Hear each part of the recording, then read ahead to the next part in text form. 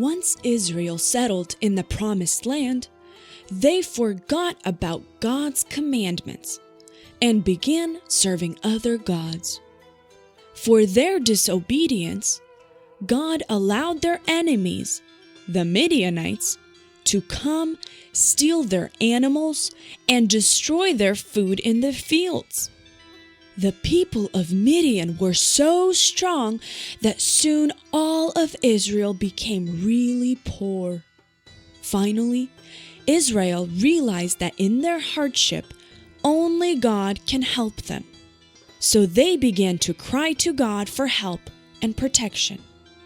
God heard their cry and sent an angel to a man by the name of Gideon, who was working in his field.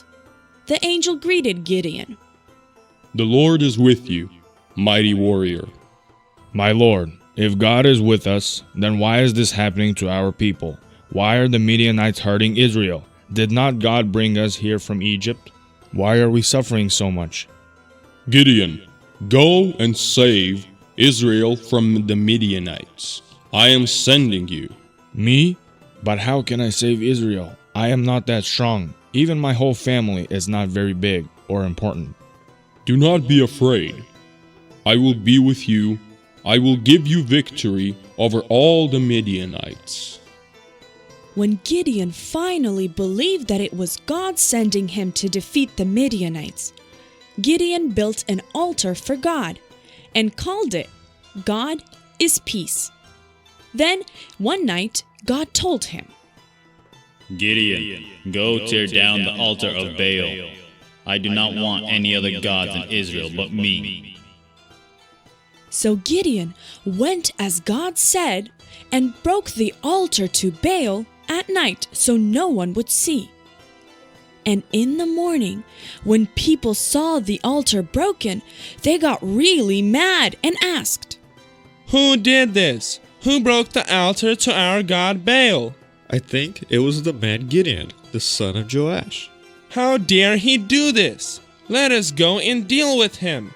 When they came to Gideon's home, Gideon's father cried out, "How can you come here to hurt my son? If he broke your God's altar, then why does not Baal punish my son?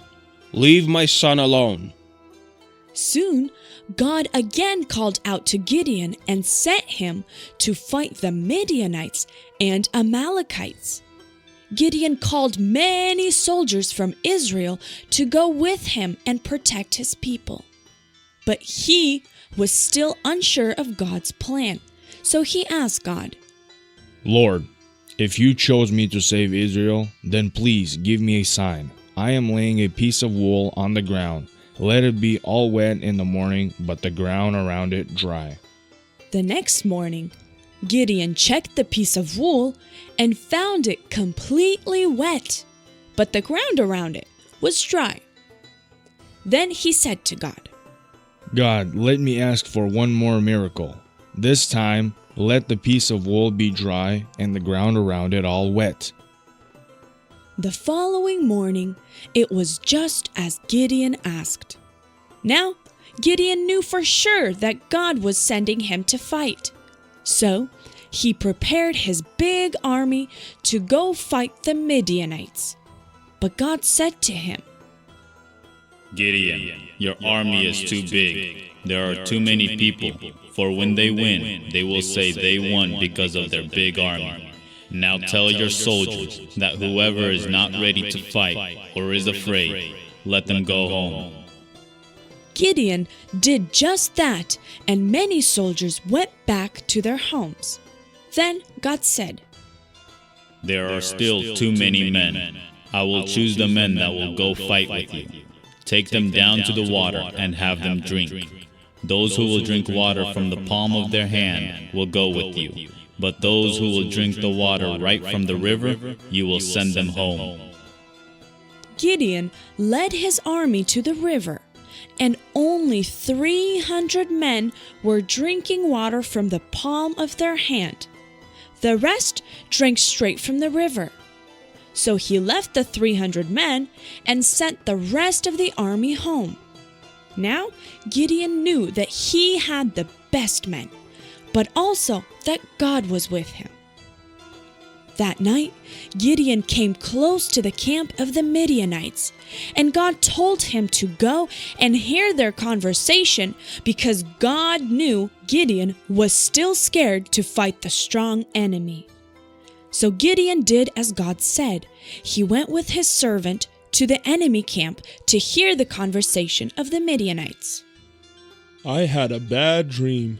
Our whole camp was broken down and destroyed. I wonder why I had that dream. That must be a dream about Gideon and the Israelites. They will probably win the war because their God will help them. We will probably lose. When Gideon heard that, he knew that God would give him the victory and help him fight the war. So Gideon rushed back to his soldiers and told them they will have victory this night. He told all his men to take a torch, put it in a jar to hide the light, and hold it in one hand. In the other hand, he told his soldiers to hold trumpets. Soldiers, do as I show you. When we come to the camp of the enemy, I will blow my trumpet. Then you also blow your trumpet and yell, "The sword of the Lord and of Gideon." The soldiers did as Gideon said, and when they reached the camp of the Midians, they all broke their jars, took out their torches for light, blew their trumpets really loud, and shouted, "The sword of the Lord and of Gideon. The sword of the Lord and of Gideon." When the enemy heard this, they got so scared that they got up and began running around the camp. They even fought one another. Many enemies died that night, and some even ran away. Gideon and his army won the war without ever really fighting, because God was with them, and he guided them and protected them.